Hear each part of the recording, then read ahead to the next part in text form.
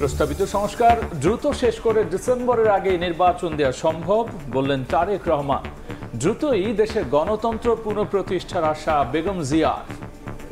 কম বেশি সকল বিষয় অধিকাংশ দলগুলোর মধ্যে একমত রয়েছে, ডিসেম্বরের আগেও নির্বাচন করা সম্ভব। খুব শীঘ্রই আমরা বাংলাদেশকে গণতন্ত্রের পুনঃপ্রতিষ্ঠিত দেখতে পাব।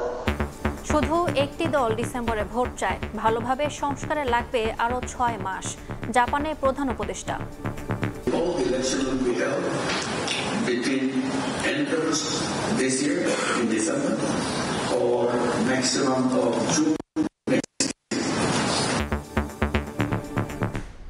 দেখছিলেন প্রধান শিরোনাম। সন্ধ্যার সময় সঙ্গে আছি আমি গোলাম রাব্বি এবং আমি ইয়াসমিন অনন্যা। এবার অন্যান্য শীর্ষ সংবাদ। দক্ষিণের মেয়রের শপথ ইস্যুতে সিদ্ধান্ত নেবে ইসি। লিভ টু আপিল নিষ্পত্তি, রায়ের কপি হাতে পেয়ে করণীয় ঠিক করবে কমিশন। দায়িত্ব না পেলে আন্দোলনের হুঁশিয়ারি ইশরাকের।